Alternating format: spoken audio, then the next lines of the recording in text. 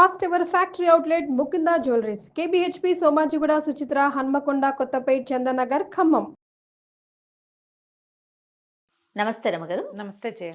రమగారు, మనకి ఒక్కొక్క రూమ్లో ఒక్కొక్క వస్తువు ఉండాలి. కొన్ని వస్తువులు ఉండొచ్చు, ఉండకూడదు. ఇంట్లో మనం అట్లా అనుకుంటూ ఉంటాం కదా. దేవుడికి ఒక సపరేట్ రూము, వంటగది, అట్లా అంటే అవకాశాన్ని బట్టండి. అందరికి అవకాశాలు ఉండకపోవచ్చు. ఉన్న దాన్ని బట్టి ఈ రూమ్లో ఈ వస్తువుని పెట్టుకోవాలి, ఈ రూమ్లో ఈ వస్తువుని పెట్టుకోకూడదు, ముఖద్వారానికి ఇవి ఉండాలి, ఇట్లా మాట్లాడుకుంటాం. బెడ్రూమ్స్లో ఏమన్నా ఉంచుకోకూడని వస్తువులు, ఈ వస్తువులు మనం బెడ్రూమ్లో ఉంచుకోకూడదు అనేవి ఏమన్నా ఉంటాయా?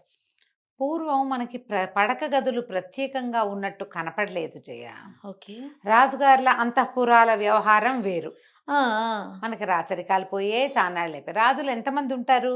ఓ ఊరికి ఒకళ్ళు లేదా ఇద్దరు, అంతే కదా. రాజ కుటుంబాలు ఎన్ని ఉంటాయి? రాజుగారి ఫ్యామిలీ తక్కువ ఉంటుంది. అవును. సామాన్య జనం మనలాంటి వాళ్ళు, middle class, lower middle class, upper higher middle, ఇవే ఉంటాయి ఎక్కువగా. రాజుది చిన్న సమూహంగా ఉంటుంది. వాళ్ళ ఇళ్లలో ఏం చేసేవాళ్ళో మనకు తెలీదు.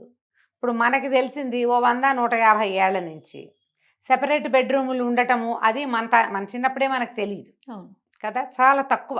ఈ బెడ్రూముల్లో రకరకాల చిత్తరువులు ఉంచుకోవటాలు, శృంగార శిల్పాలు ఉంచుకోవటాలు, అలాంటివి ఏమైనా పిక్చర్స్ ఉంచుకోవటాలు, అవన్నీ కూడా వేరే రకపు పనులు, అంటే ఆకర్షించే వ్యవహారంగా ఉండే చోట పెట్టుకునేవాళ్ళు. కానీ సామాన్యుల సంసారాల ఇళ్లల్లో అవి ఉండేవి కాదు. ఎలా కుదురుతుంది? అసలు కుదరదు. ఎందుకంటే పిల్ల జల్లా ఉంటారు, పెద్దవాళ్ళు ఉంటారు, గురువులని, వాళ్ళని వీళ్ళని, సాధు సంతులని, అతిథి అభ్యాగతులని జనం వస్తారు ఈ ఇళ్ళకి.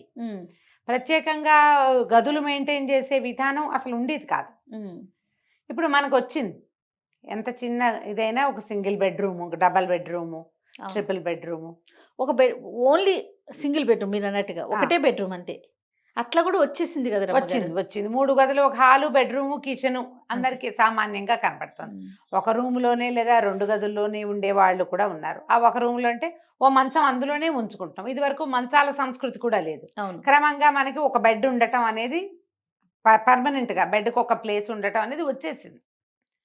కనీసం ఒక 70% పీపుల్ ఇలా ఉన్నారు.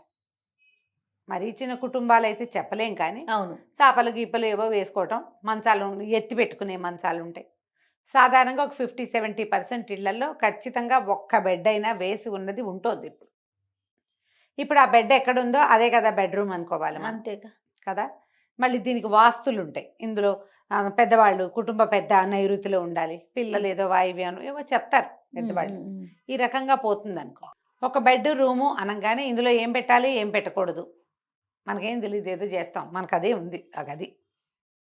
మన ఇంటికి ఎవరో వస్తారు, అయ్యో పడుకునే చోట ఇవి పెట్టకూడదు అని చెప్తారు. వెంటనే మనకి బెడ్రూమ్లో ఏం పెట్టాలి అని ఒక క్వశ్చన్ అంతే. ఏం పెట్టకూడదు. సాధారణంగా ఒక 3-4 వాక్యాలే చేయ, 3-4 విషయాలు ఏవి, ఎవరి అవకాశాన్ని బట్టి వాళ్ళు చేసుకుంటాం. మనకి ఇంతే గది ఉంది, మనము ఇక్కడే అద్దం పెట్టుకోగలుగుతాము, ఇక్కడే బీరువా పెడతాము, ఇక్కడే దైవారాధన ఏదో ఉంది, దేవుడు ఉన్నాడు మనకి, లేదా ఒక పటం ఉంది, ఇక్కడే మనం వాల్ క్లాక్ పెట్టుకోగలుగుతాము. అలాంటప్పుడు పెద్ద చేసేదేం లేదు, చిన్న చిన్న మార్పులు చేసుకోవాలి. మన మంచం అద్దంలో కనపడకూడదు అంటారు. అద్దం ఉండొచ్చు బెడ్రూమ్లో. ఓహో. ఆ బెడ్రూమ్లో ఉన్న అద్దం పక్కకు ఉండాలి. మంచాన్ని అద్దంలో చూసుకునేలాంటిది ఉండకూడదు, పనికిరాదు. ఇప్పుడు మంచాలకే పూర్వం పందిరి మంచాలకే అద్దం బిగించి ఉండే విధానం ఉండేదట. ఇవి సంసార్ల ఇళ్లలో ఉండేవి కాదన్న మాట కూడా ఒకటి ఉండేది. ఇష్టమని చేయించుకునేవాళ్ళు. ఒక్కొక్కళ్ళు ఏంటంటే షాకీన్గా ఉంటారు కదా, అది చెప్పలేం. కానీ మనకి పెద్దవాళ్ళు చెప్పేది అద్దంలో మంచం కనపడకూడదు, ఒక బేసిక్ రూల్ అది. ఓకే. ఒకటి. రెండోది వాల్ క్లాక్, గడియారం, సమయం సూచించేది. మంచానికి ఎదురుగుండా మంచం మీద పడుకున్నవాడు కళ్ళు తెరిస్తే గడియారం కనపడేలాగా వద్దు. వాడు గడియారం కోసం ఇంకో పక్కకి చూడాలి, ఎదురుగా కనపడకూడదని చెప్తారు. అసలు వాల్ క్లాక్ బెడ్రూమ్లోనే పెట్టుకోవద్దంటారు చాలామంది. చాలా వాస్తు పుస్తకాల్లో కనపడుతుంది గడియారం పెట్టుకోవద్దు అని. మనకి అలారం పెట్టుకోవాలి కదా, పొద్దున్నే టైం తెలియాలి కదా, ఈ ప్రశ్నలు అన్నీ ఉంటాయి కదా, మనకి ఉంటాయి ప్రశ్నలు. దానికి సూక్ష్మంలో మోక్షం ఏంటంటే నిద్ర లేవగానే కళ్ళు తెరవగానే నువ్వు అది కనిపించకూడదు, సమయం లెక్కింపబడుతుంది, అందుకని వద్దంటారు. ఇది రెండోది. తర్వాత ఇంకా మూడోది దేవతా ప్రతిమలు, దేవుళ్ళ ఫోటోలు. ఇవి కూడా బెడ్రూమ్లో, అంటే ఇప్పుడు పిల్లల బెడ్రూమ్లో కాదని అంటలేదు, సంసారాల బెడ్రూమ్లో అంటే కాస్త చిన్న వయసు వాళ్ళు భార్యాభర్త పడుకునే గదుల్లో ఈ దేవుళ్ళవి, జేజీ అమ్మవారు, వెంకటేశ్వర స్వామి ఇలాంటివి పెట్టుకోకూడదు. మరి పొద్దునే లేచి దేవుణ్ణి చూసుకోవద్దా అండి? ఇదో ప్రశ్న వస్తుంది అవును. కదా. మనకు పూర్వం ఒక విధానం ఉందా? మన పూర్వపు ఇళ్లల్లో బెడ్రూమ్లు ఉండేవి కాదు, పటాలు లేవు. అప్పుడు వాళ్ళు ఏం చేసేవారు? మన తాత నాయనమ్మ ఏం చేశారు? అమ్మమ్మ నాన్నమ్మ ఏం చేస్తుంటారు? కరాగ్రే వసతే లక్ష్మి, కరమధ్యే సరస్వతి, కరమూలేతు గోవింద, ప్రభాతే కరదర్శనం. పొద్దున్నే చేతులు చూసుకోండి, ఈ చేతులే మన భగవంతుడు. ఓకే. ఇంతే. శ్రీరామ్ రాసుకుని దీన్ని కళ్ళకద్దుకుంటాం. ఇవి నేర్పించేవాళ్ళు కదా. అప్పుడు పటాలు లేనప్పుడు, ఇప్పుడు వచ్చాయి కదా ఫోటోలు. అవును అవును. మన అమ్మమ్మ నాడు ఇన్ని పటాలేవి, ఇన్ని ఫోటోలేవి ఏం లేవు. హాల్లో పెట్టుకోండి దేవుణ్ణి. గదిలో నుంచి బయటకు వచ్చాక దండం పెట్టుకోవచ్చు. మొహం కడుక్కున్నాక పాచమొహంతో దండం పెట్టకుండా బ్రష్ చేసుకుని, లేదా బాత్రూముల్లో అవకాశం ఉంటుంది బయటకు వచ్చావు, మంచం మీయించే కాకుండా బయటికి వచ్చాక దండం పెట్టుకోవచ్చు. ఈ చేతులు రెండు చేతులు రసుకు రుద్దుకుని కళ్ళకి చూపించుకుని ఇలా కళ్ళు చూసుకోవచ్చు, మనం చేతులు చూసుకోవచ్చు. అందుకని సాధారణంగా ఏ దేవుళ్ళ చిత్రపటాలు పెట్టుకోవద్దు అని చెప్తారు. ఫ్యామిలీ ఫొటోస్ పెట్టుకుంటున్నారు ఇట్లా 5-6 ఫోటోలు, 5-6 రకాల అద్దాల్లో పిల్లల జిల్లా కనపడేటట్టుగా ఓ ఫ్యామిలీ ట్రీ పెట్టుకుంటున్నాం కదా, ఇది పెట్టద్దంటారు. ఎవరెవరి విధానాన్ని బట్టి, అంటే వాళ్ళకి అవకాశం కూడా ఒకటి ఉండాలి కదా. అంతే కదండి, అవకాశం ఉండాలిగా. అందుకని వీటిని ఈ కొంచెం చిన్న చిన్నవి పాటిస్తే కొన్ని రకాల సమస్యల నుంచి మనం బయటపడతామని చెప్తారు. తర్వాత పీకాక్ బొమ్మలు ఉండకూడదని. పీకాకు బొమ్మలు కాదు, పటాలు పోని పీకాకు ఇవి పెట్టుకోవచ్చు. ఏమంటారు? నెమలీకలు పెట్టచ్చు. నెమలీకలు పెట్టుకోవచ్చు, నెమలీక ఉంచుకోవచ్చు. నెమలీకను చూడడం వల్ల నిద్రలేచాక, పడుకునేటప్పుడు కానీ నిద్రలేచాక నెమలీకను చూడడం వల్ల కొన్ని రకాల గ్రహదోషాలు తొలుగుతాయి, భార్యాభర్తల మధ్య సఖ్యత పెరుగుతుందని. మరి లేటెస్ట్దేమో అది, కానీ కనపడుతున్నాయి ఈ వాక్యాలు. ఈకలు, నెమలి ఈకలు కాదు రమ్మగారు, నెమలి పిక్చరా? ఎందుకు నెమళ్ళ పిక్చర్లు పెట్టుకోవాలా అసలు మనం గదిలో? ఎవరో చెప్పారు పెట్టుకోకూడదని. ఎవరు పెట్టుకుంటారు చేయ అసలు? అంటే ఏదో ఇప్పుడు వాల్ పేపర్స్ అని ఇట్లా వస్తున్నాయి కదండి లేటెస్ట్గా, వాటికి వాల్ డెకర్స్కి వాటికి నెమలని పెట్టుకోకూడదు అనేది విన్నా నేను. అలాగా? అంత పరిజ్ఞానం లేదు నాకు. రాలేదు నా దగ్గర నెమలి పింఛం పెట్టుకోమంటారు. మనం కూడా ఒక వీడియోలో చెప్పాం, నెమలి పింఛాలు చూడడం వల్ల కొన్ని రకాల గ్రహదోషాలు తొలుగుతాయి అంటారు. అవకాశం ఉంటే పెట్టుకోండమ్మా, లేకపోతే లేదు. పడుకునేటప్పుడు విష్ణునామ స్మరణ చేసుకోండి, అంతే. కృష్ణ అనుకోండి, ఆంజనేయ స్వామి తలుచుకోండి, లేదా రామ అనుకోండి, మంచిది. లేవగానే ఒకసారి రామ అనుకోండి.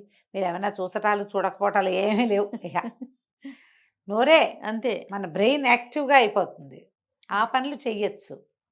ఈ జంతువుల బొమ్మలు అవి పెట్టుకోరు బెడ్రూమ్స్లో. కుక్కలు, పులులు, సింహాలు, పిల్లులు, 2 కుందేళ్ల బొమ్మలు అవి పెట్టుకోరు జనరల్గా. ఓకే. వైల్డ్ యానిమల్స్ అవి పెట్టుకోకూడదు. ఇప్పుడు భార్యాభర్త సఖ్యతగా ఉండవలసింది కదా జయ, బెడ్రూమ్ అంటే ఇంతేగా. అంతే. ఈ సఖ్యత మీదే వీళ్ళ కుటుంబం మొత్తం ఆధారపడి ఉందా లేదా? జీవితం అంతా ఆధారపడి ఉందా?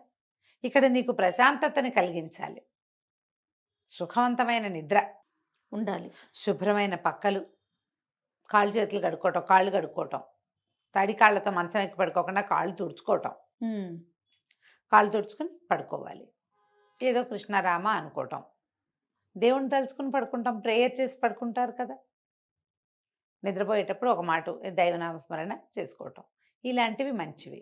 ఇప్పుడు బెడ్రూమ్లో మీకేవో చాయిస్లు ఉంటాయి, బోల్డన్ని ప్రతి వాళ్ళకి ఉంటాయి కదమ్మా. ఏవో ఇవి ఉండాలి, అవి ఉండాలి, కలర్ఫుల్గా ఉండాలి. మీ చాయిస్ అంతా మీరు ప్లాన్ చేసుకోవచ్చు. ఎందుకంటే మన జీవితం మనం హాయిగా ఉండే ప్లేస్ కదా అది. దీంట్లో ఏమైనా ముందు వెనకలు ఉన్నాయి, ఏదైనా జరుగుతోంది ఇబ్బందిగా ఉన్నప్పుడు అక్కడ ఈ కరెక్షన్స్ తీసుకోండి హాయిగా. అంతే. ఈ కాస్త కొంచెం గాలి వెలుతురు రావాలి గదుల్లో, ఎప్పుడు ఇది చూసుకోవాలి కదా, దుమ్ము లేకుండా ఉంచుకోవాలి, శుభ్రంగా ఉంచు. శుభ్రంగా ఉంచుకోవాలి. ఎందుకంటే మనం అక్కడ పడుకుంటాం. ఉమ్, రాత్రిళ్ళు మనకి సఫికేషన్ అవి రాకూడదు కదా, ఎక్కువ బాగా విప్పేసిన బట్టలు ఉంచుకోవద్దు, విప్పిన బట్టలు ఉంచొద్దు బెడ్రూముల్లో. వాషింగ్ వేసేయండి, వాటికి ఒక ప్రత్యేకంగా బిన్ పెట్టి బయట ఎక్కడైనా పెట్టుకోండి. ఇలాంటి కొన్ని విధానాలు కనుక మనం పాటించగలిగితే బాగుంటుంది. బెడ్ సైడ్ బుక్స్ ఉండొచ్చు, మంచిదే. ఉహుం. పుస్తకాలు ఉండొచ్చు. కుదిరితే పక్కన 2-3 మంచి పుస్తకాలు పెట్టుకోండి మంచం పక్కన. ఇప్పుడు మంచం వెనకాల వచ్చిన ర్యాక్ లాగా వచ్చి పుస్తకాలు అందులో సర్దే మోడల్స్ కనపడుతున్నాయి. అవును, పెట్టుకోవచ్చు. ఆ ర్యాక్ అంతా శుభ్రంగా దుమ్ము లేకుండా ఉంచుకొని, డస్ట్ మైట్స్ లేకుండా ఉంచుకుంటే బాగుంటుంది. అవును. ఏదో ఒక విధానం అమ్మా, ఏదైనా మనం ప్రశాంతంగా ఉండడానికి ఏదో ఒక రకం పద్ధతిని పాటించుకోవాలి. అంతే. కొన్ని వద్దు అని చెప్పినవి మానేస్తే సరిపోతుంది. మనకు అవసరం కొంచెం అందుబాటులో, మరీ లేవగానే చూసేలా కాకుండా పక్కన పెట్టుకోండి, అంతే. సరిపోతుంది. నమస్తే రమ్య గారు. నమస్తే జయ.